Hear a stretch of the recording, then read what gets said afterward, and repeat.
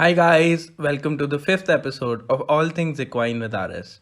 This week we have with us Miss Anu Joshi of Chetak Horses on here, and she is a dressage rider based in the US. I will be introducing Miss Anu Joshi shortly, and today we will be talking about her experience of being an equestrian in the US, and she will be sharing her insights on horsemanship. Hi Anu ma'am. Hey, how are you? All good. Hope I'm you're doing doing well. well. Yeah, definitely. It's a great morning today. About Miss Joshi, she is an American dressage rider based in the Midwest. She has Indian origins, but she was born in Spain and has lived in USA for most of her life. She's been riding for 25 years now, which is huge.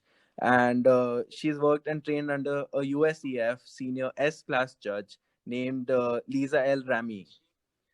She also specializes in training horses from the ground up. She owns two beautiful beasts, an off the track thoroughbred called Akadis, and that's been her partner for 11 years now.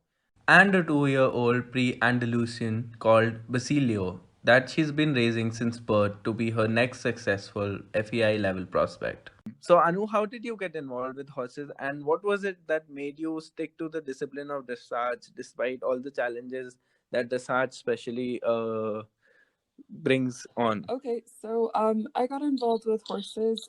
Basically, I just kind of begged both my parents to get me some lessons when I was in the second grade. And eventually they relented. So I started off at like a small 100 jumper barn when I was a kid, and I was obsessed with jumping. So growing up, I did jumpers and I did a little bit of eventing.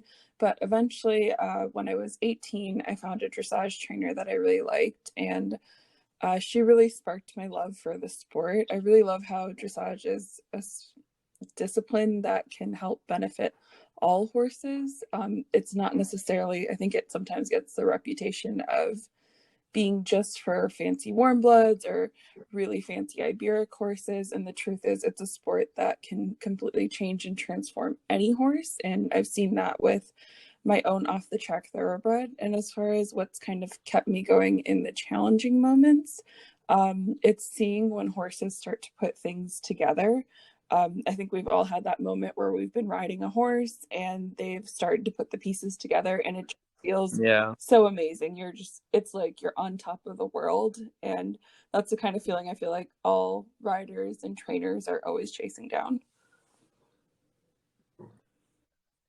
Right. So, what do you think is the best part about being with horses, and how have they shaped your personality? So the best part about being with my horses and how they've shaped my personality is that they've made me a lot kinder. I think it's really easy, especially in today's culture, to get super self-absorbed, but horses keep you so humble. They're always just seeing you as you are. So I think that's what they've kind of influenced in my personality the most. Like my horses just see me who I am and they accept me for that. And because of it, I've become a lot more kinder and thoughtful towards people and animals as well. That's so true. Um, so, being a working student for a top dressage judge has been a big part of your career and has helped you shape your career in a big way.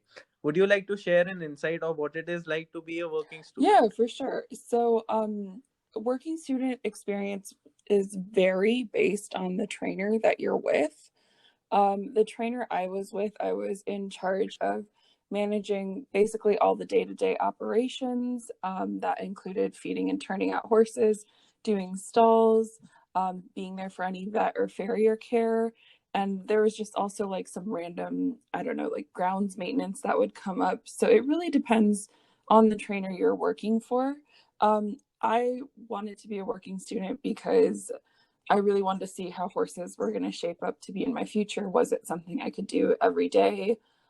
Because as we all know, horses never take a day off and the job becomes pretty relentless after a while.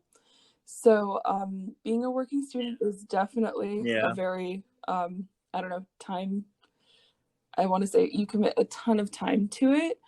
And I would just say if you are going to go down that path, to be sure that you understand the amount of time that you're committing and that it's not time that you're committing to your career, you're committing it to helping someone else and hopefully learning along the way. Yeah. So, what advice would you give to somebody from India who wants to be a working student in the US or Europe? Like, what are the key things to keep in mind when you're a working student? Okay, so I can't speak to Europe because I've never ridden or trained there.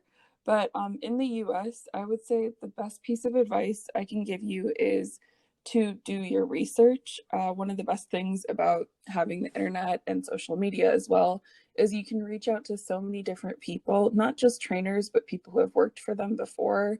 And you can kind of get a sense of what kind of commitment you will be in for. And I think that's the best piece of advice I have for anyone who's going to be a working student. Really do your research ahead of time. Don't be afraid to reach out to people if you have questions. And yeah, that's the best piece of advice I have for anyone who's kind of choosing to go down that path. Yeah, so we should really know who we are getting involved with Exactly. and what the job is like, Yeah, so I that couldn't have, you said it way more concisely than I did. That's the best way to approach it for sure. right. So, working with off-track thoroughbreds is something which is widely practiced in India. Could you share your tips from the extensive 11-year experience you have had with Akadis and give some insight For to our sure. So, listeners? Acades is an off the track thoroughbred that I adopted through an organization we have in the US called Canter. And I would say the biggest piece of advice I can give anyone who's retraining a thoroughbred for another career is to be patient. It's not always going to be like you're on the up and up and always progressing. There will be moments where you stall out, or maybe you have to kind of troubleshoot and find a solution to a problem. So I would say just patience is the biggest key when it comes to off the track thoroughbreds. They're amazing athletes. I've never had a horse try so hard for me. Um, and I can't recommend them enough, especially if you're in a position like I was as a teenager, where I didn't have a ton of money to go get myself a super athletic, big fancy warm blood or a really big, like nice Andalusian. An off the track thoroughbred really built my career and gave me the opportunity to do so. So if you're someone like I was as a teen and you really have a passion for this sport and you really want to be competitive, I think thoroughbreds are a wonderful option. Thank you so much, Anu ma'am. That's some really good advice for our listeners. I just have a couple of more questions. Owning horses puts you under a huge financial burden, more so in the US than India, but you still manage it all very well. What is your Okay, so philosophy my behind it? philosophy behind managing my horses, because like you said, it's super expensive. I try to do everything I can myself. I do my horse's own body work. If there are like anything I can do myself to save money, I will take care of. I really prioritize vet care as well as their farrier work. So that's where the majority of my money goes. That and then of course their food, what they get fed.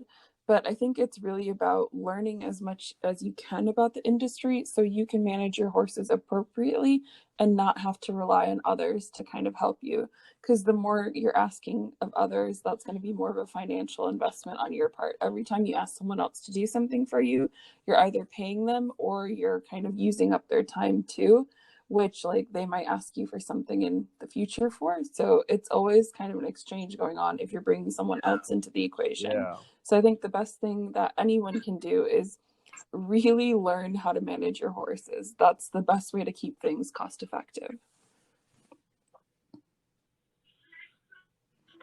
All right. And what about showing? Like, showing also is like an added expense that really burdens you. So how do you manage showing? Like, how do you choose your shows and like basically just manage everything about shows For sure. financially? So I set out a budget. It's not super glamorous, but Acades, I recently retired him from competing.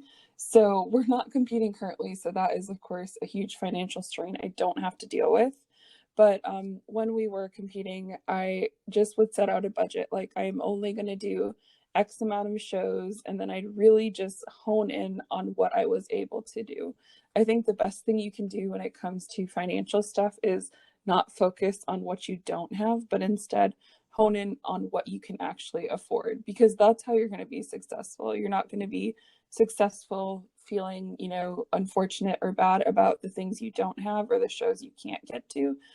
There really isn't any limit on how much you can spend. So Oh, for sure. that's very rightly said by you Yeah, no, I'm totally with you. It that we I should think unfortunately focus. what you said about there not being a limit on what you spend can put people who are from more of like an average or working class family to just kind of at a disadvantage, like you really, because you want to be competitive, and in today's world, unfortunately, sometimes you do need a horse who's a little more athletic or a little more predisposed to the sport. But I think if there's a will and if you're willing to be kind of crafty, and really just like committed to your own goals and not focus on anyone else, there's a way for you to be successful. That's some really good advice, Anu ma'am. Thank you so much. All right, guys, that's it for this episode. Do drop in your comments and suggestions if you have any questions for Miss Anu Joshi. She would love to address them, and you can reach her on Instagram at the rate Chetak Horses. Thank you so much for being here, Anu ma'am. Yeah, thank you for having me. Please do let me know what you think of this episode, and do like and share this as much as you can with your horsey friends. New episode every Sunday at midnight IST. Thanks for tuning in at All Things Equine with RS. Happy horsing! Happy horsing.